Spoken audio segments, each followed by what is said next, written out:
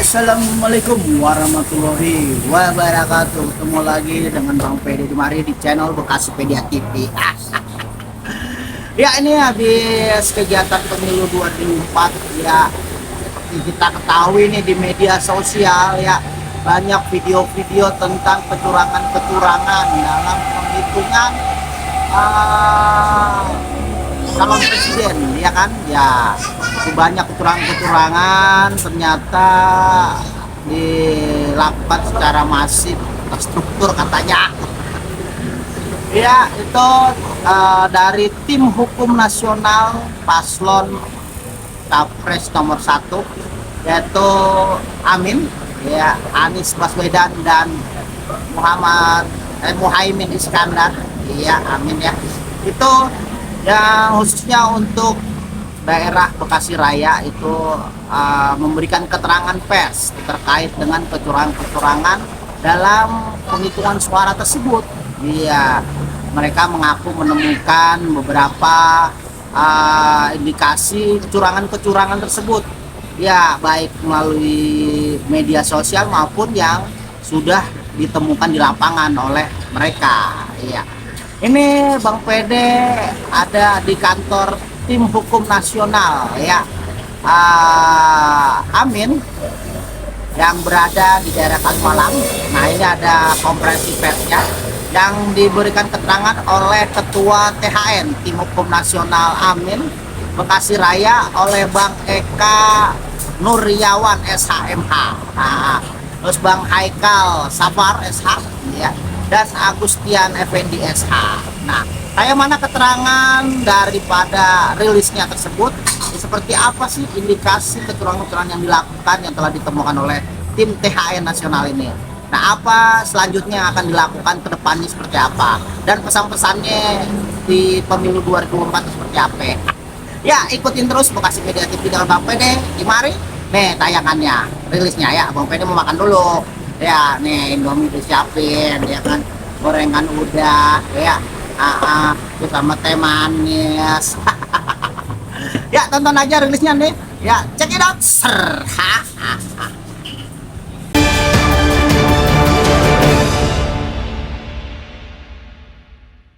Assalamualaikum warahmatullahi wabarakatuh. Waalaikumsalam. Terima kasih kepada teman-teman. Malam ini kita akan mengadakan telekonferensi terkait dengan hasil pilpres dari wilayah Kota Bekasi Raya, termasuk kota dan kabupaten. Ada beberapa yang kita mau memberikan suatu statement.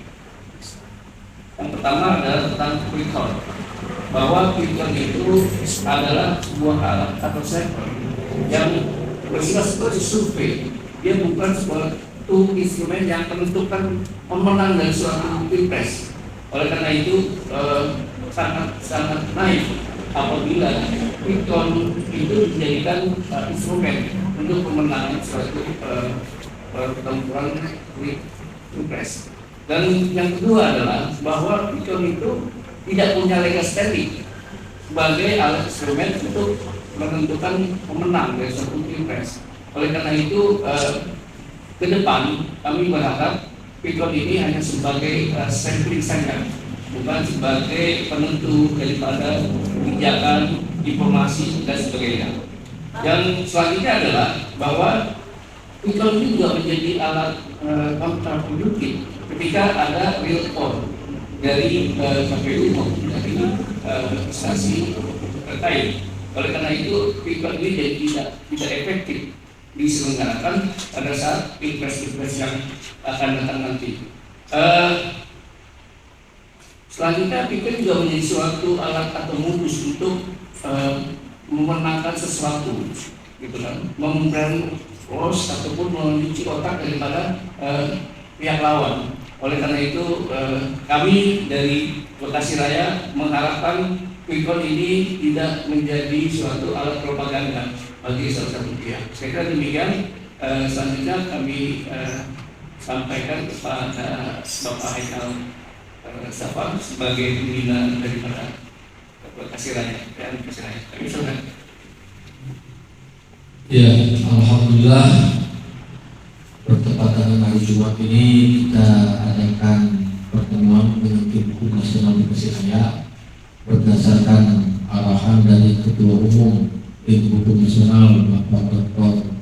Ari Yusuf Amir SMH, yang dimana kita ingin memastikan kepada seluruh rakyat Indonesia, khususnya para pendukung Bapak Anies Rashid Baswedan dan Bapak Muhammad Iskandar sebagai calon presiden Republik Indonesia dan calon presiden Republik Indonesia, bahwa hasil yang diberitakan oleh quick-count ini sudah berulang-ulang kali di saat 2014 dan 2019, yang ada hanya membuat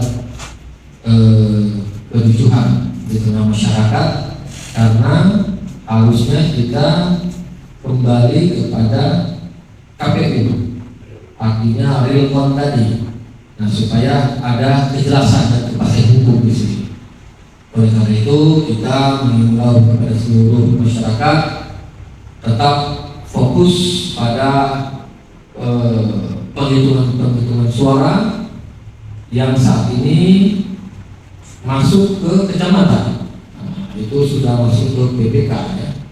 Dan mudah-mudahan KPU sebagai penyelenggara dan Bawaslu sebagai pengawas juga bisa berlaku adil. Untuk apa? Untuk tertibnya demokrasi kita yang bermartabat dan selalu mengedepankan hukum sebagai panglima.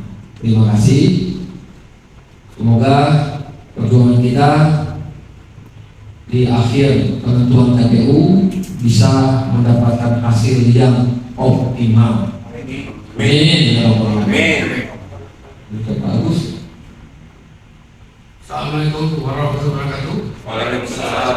Kami dari PHN Persiraya, memang dalam hal ini banyak kejanggalan pemilu yang sekarang dilaksanakan ini. Artinya ini lebih masif daripada tahun-tahun yang sebelumnya. Makanya kita selaku tim hukum daripada kami ya akan berjuang semaksimal mungkin untuk mempertahankan supaya ini apa yang sudah kita perjuangkan dapat terpenuhi. Sekarang ini secara kalau kita lihat ya beberapa TPS yang ada di masyarakat itu tidak jauh berbeda sebenarnya.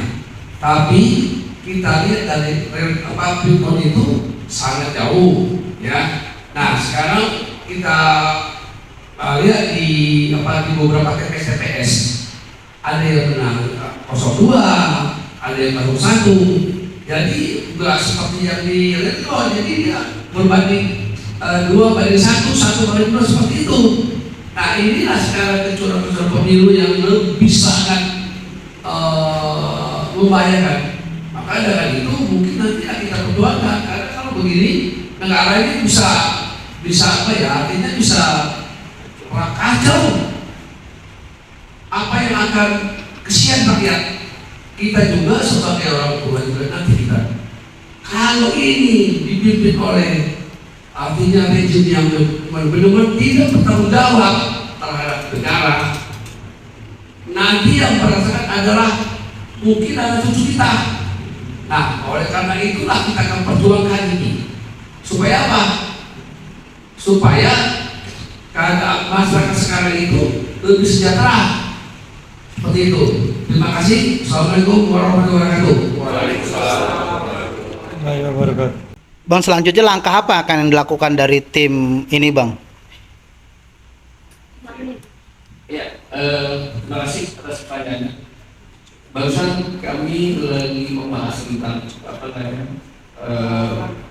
fakta yang terjadi di lapangan, bahwa kami banyak menemukan kecurangan-kecurangan dan kejanggalan-kejanggalan dari pemerintah pilpres dan pileg.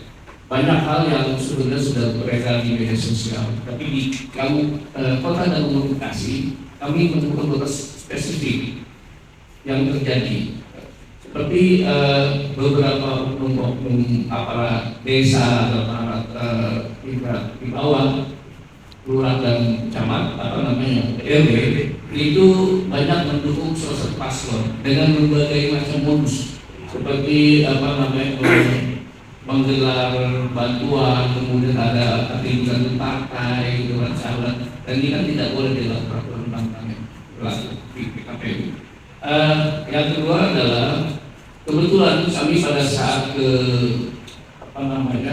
ke tempat fotokopi itu kami menemukan beberapa oknum yang sedang memfotokopi yang datanya sudah tertulis itu sekian ratus angka. Alhamdulillah saya tanya petugas tersebut dan mereka ketakutan, kita integrasi dan akhirnya mereka tidak jadi fotokopi. Nah, inilah kehadiran THN khususnya di Bekasi saya berpikir cukup signifikan menghandle persoalan-persoalan yang terjadi di lapangan. Termasuk adalah bagaimana sisa surat suara itu sudah kita sosialisasikan kepada beberapa TPS di Kota Bekasi ini untuk sisa suara itu tidak kita bakar atau kita rusak, tapi cukup dicoret saja dan fisik tetap seperti adanya dan dimasukkan ke kotak masing-masing. Jadi tidak meskipun itu tidak ada dalam regulasi, tapi tidak menabrak regulasi yang ada. Seperti itulah. Yang dari ada apa?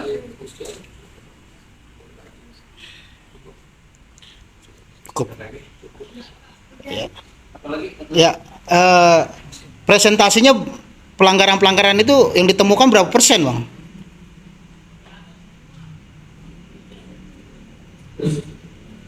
Kalau soal presentasi kami secara fakta dalam undang harus bicara fakta ya, kita belum sampai ke sana.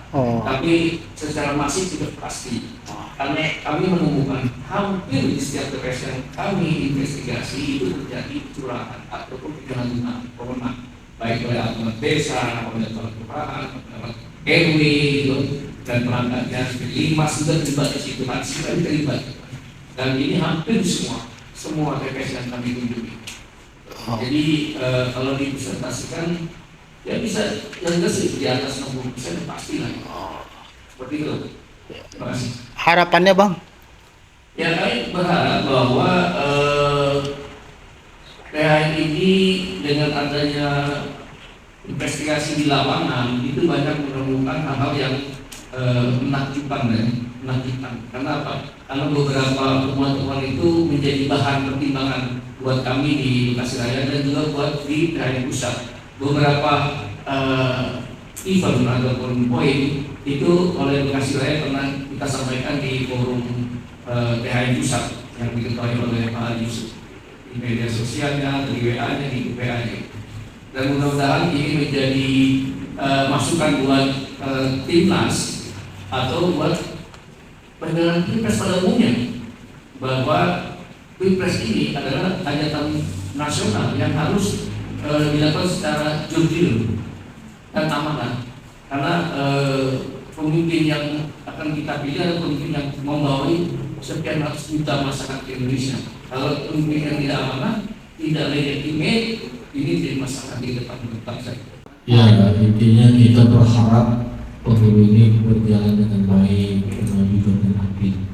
Artinya negara mengeluarkan dana yang sangat besar. Sayang sekali kalau dalam kompetisi tidak mengedepankan keadilan. Dan kita sebagai masyarakat, sebagai warga negara memiliki hak yang sama. Menang kalah itu dalam pesta demokrasi suatu hal yang wajar. Tapi kalau dalam pelaksanaannya ada TSM, terstruktur sistematis dan masif dalam melakukan hal-hal yang tidak patut dalam hukum, itu perlu haknya kita perjuangkan. Begitulah tim hukum nasional hadir di tengah-tengah masyarakat. Mudah-mudahan insya Allah selalu berjalan aman dan damai. Amin. Oke.